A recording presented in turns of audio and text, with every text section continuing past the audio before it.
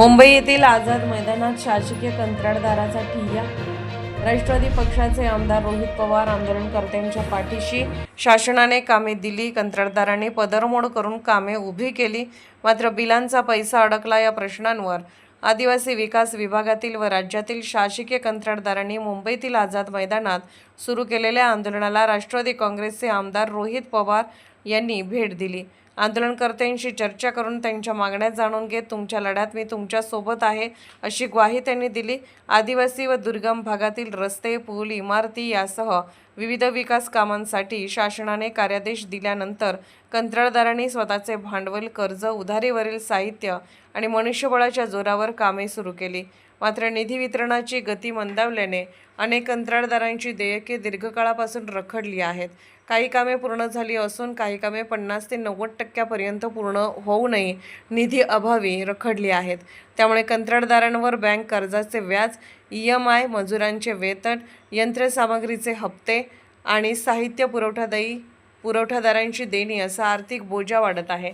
आंदोलनकर्त्यांनी तातडीने 800 कोटी रुपयांचा निधी वितरित करावा, दिवाळीपर्यंत 5000 कोटींची अतिरिक्त तरतूद करावी, दर 3 महिन्यांनी बिलांचे पेमेंट करण्याची कायमस्वरूपी कामांना मुदतवाढ द्यावी आणि नियमानुसार भाववाढ द्यावी अशा मागण्या केल्या आहेत। शासनाच्या कार्यादेश पाळून कामे करणाऱ्या कंत्राटदारांना त्यांच्या हक्काचे पैसे वेळेत मिळाले पाहिजेत। या प्रश्नांवर आंदोलनकर्त्यांच्या पाठीशी राहू अशी भूमिका रोहित पवार यांनी यावेळी मांडल्याने आंदोलनाला राजकीय पाठबळ मिळाले आहे। शासनाने आंदोलनकर्त्यांच्या प्रतिनिधीसोबत तातडीने बैठक घेऊन निधी वितरणाचे लेखी वेळापत्रक जाहीर करावे अशी मागणी आंदोलनातून करण्यात आली आहे।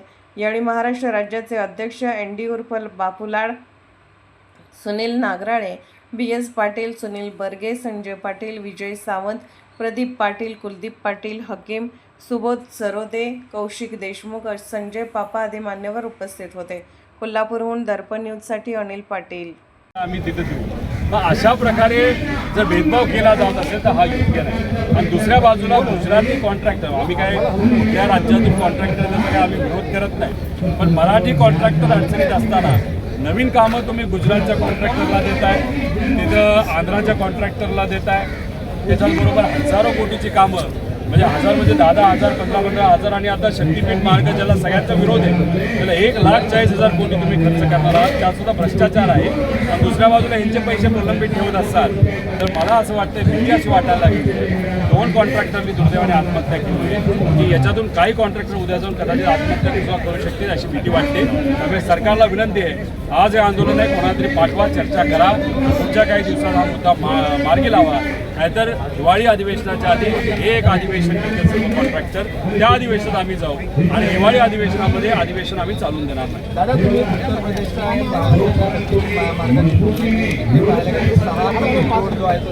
कमी खर्च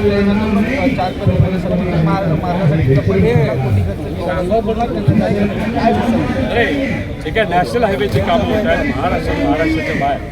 आता एक अक्कलकोटचा महामार्ग आहे नॅशनल हायवे, त्याला जो प्रति किलोमीटर खर्च आला आहे तो 51 कोटी रुपयेचा आलेला आहे। उत्तर प्रदेशमध्ये जो नॅशनल हायवे आत्ता झाला, ज्याचं पंतप्रधान साहेबांनी उद्घाटन केलं, जे गडकरी साहेब आहेत त्यांनी तो रस्ता केला, 8 पदरी रस्ता, त्याचा बांधण्याचा खर्च प्रति किलोमीटर हा 45 कोटी रुपये। आणि शक्तीपीठ मार्ग याचं एस्टिमेट आपण बघितलं तर ते एस्टिमेट प्रति किलोमीटर फक्त बांधायचं 90 ते 95 कोटी रुपयापर्यंत। म्हणजे उत्तर प्रदेश म्हणजे नॅशनल हायवेपेक्षा 50 कोटी अतिरिक्त 1 किलोमीटरला असेल तर हा शक्तीपीठ मार्ग जो 800 किलोमीटरचा होणार आहे त्याला जर आपण गुणलं तर 35 ते 40,000 कोटी रुपयाचा मलिदा त्याच्यामधून काही नेत्यांना देखील मिळणार आहे। त्यामुळे हे रस्ते शेतकऱ्याला नको आहेत, हे रस्ते महाराष्ट्राला नको आहेत। महाराष्ट्रातल्या लोकांचं मत आहे की तो निधी शाळेला वापरा, इतर विकास कामाला वापरा। कॉन्ट्रॅक्टरचं मत आहे आमचे 10 वर्ष, 5 वर्ष, 6 वर्ष पैसे थकलेत, आम्हाला ते पैसे द्या, शक्तीपीठ मार्ग हा नंतर करा, तरीसुद्धा खटाटोप काय, यातून भ्रष्टाचार व्हावा, पैसा मिळावा, यासाठी सरकारमधले नेते यांना अडवलंय मराठी कॉन्ट्रॅक्टरला। पण मग या मोठ्या इतर राज्यातल्या कॉन्ट्रॅक्टरला एवढे मोठे कॉन्ट्रॅक्ट देऊन त्यातून मात्र मलिदा भक्कमपणे खातात असं आमचं मत आहे। जरांगे पाटलांनी पुन्हा एकदा आंदोलनाची हाक दिलेली आहे, आझाद मैदान पोलिसांकडे परवानगी मागितलेली आहे, याकडे कसं पाहता? जरांगे पाटलांची खरंच फसवणूक या सरकारने केली? आत्तापर्यंत त्यांनी जो लढा लढलेला आहे तो सामाजिक कार्यकर्ते म्हणून त्यांनी तो तिथे लढा लढलेला आहे. कधी उपोषणाला बसायचं, कधी माघार घ्यायची, काय चर्चा करायची, पूर्णपणे त्यांच्याकडे आहे. कारण काही कामं झाली नसतील, काही तेव्हा निधी वगैरे मिळत असेल तर बॅकलॉग आपला हा थोड्या का असताना प्रमाणात बदलत होता. पण 2014 नंतर ज्यावेळी हे सरकार आलं, हे सरकारनं पॉलिसी बदलत गेली. पॉलिसी बदलत असताना त्या सरकारनं माझ्या दृष्टिकोनातून तरी म्हणजे मला जे वाटते की आपला हा सर्वसामान्य कॉन्ट्रॅक्टर कसा संपत जाईल हे साधारण म्हणजे आपल्याला म्हणजे साधारण थेंबा वीज देतात तशा पद्धतीने आपल्याला हे करत गेलेले आहे. म्हणजे पहिल्यांदा क्लब टेंडर आणलं, क्लब टेंडर मधला परिस्थिती गावात कशी क्लब टेंडर केले छोट्या कामाचे. आता तरी त्यांनी आजच्या घडीला तरी त्यांनी हम मधल्या प्रत्येक आमदारांना प्रत्येक मतदारसंघात 250 कोटी रुपये दिले. ते 250 कोटी रुपये देत असताना त्यांनी काय केलं, 10 लाखाचं काम सुद्धा त्यात घातलं. 10 लाखाचे काम सुद्धा त्यात घातलं. प्रत्येक गल्लीचा 10 लाखाचा रस्ता करायचा असलं तर ते 250 कोटीच्या हम मध्ये घालून टाकलेला आहे. कारण का तर तुम्ही पोर्ट कॉन्ट्रॅक्टर व्हावं त्या कंपनीचं.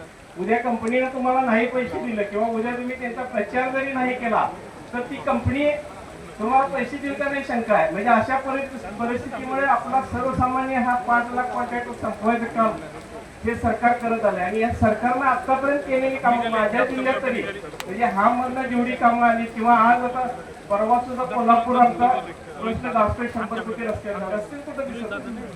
पैसे खर्च झाले पण रस्ते दिसत नाही. काम प्रत्येक कामात सरळ काम नाही आहे एकही. आणि आपण जे काम केलेलं आहे ते प्रत्येक काम आपण प्रत्येक हे मोजमाप वाईज आपण करत गेलेलो आहे. आणि आपल्याला अक्षरशः पैसे काही राहिलेले नाहीत. वाजवून काम दिले, वाजवून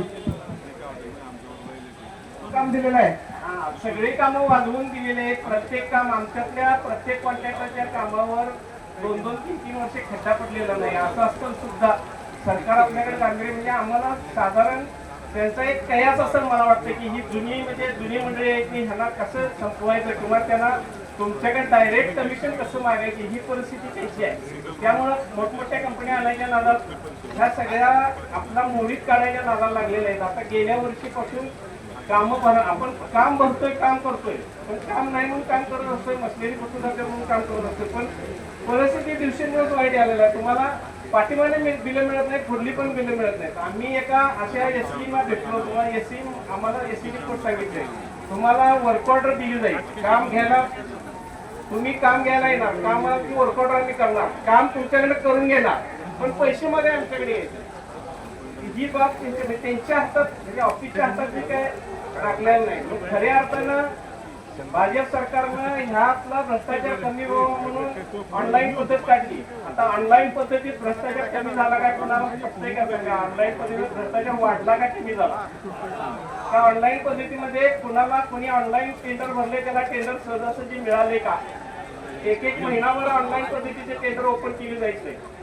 ही परिस्थिती आजची आहे. ती ओपन करण्यापाठीमध्ये कार्यकारी अभियंता तुमच्या पाठीमागे लागते. माघार घ्या मला वरला दबाव आहे. त्या आमदारांच्या दबावाला सुद्धा पूर्वी ज्यावेळी 2014 पर्यंत शक्यतो कार्यकारी अभियंता 50% कामं देत होते. म्हणजे 50% कामं कार्यकारी अभियंता ते आमदारांचं ऐकत सुद्धा नव्हते. आमदारांनी काय 4-5 कॉन्ट्रॅक्टर सांगितलं तर तेवढंच कामं द्यायची, बाकी सगळी कामं या ऑफिस लेवलला चांगलं काम करणाऱ्या माणसाला दिली जात. पण आज ती परिस्थितीच काय उरलेली नाही. तुमच्याकडे आज काम ठेवलेलंच नाही शिल्लक त्याच्याकडे.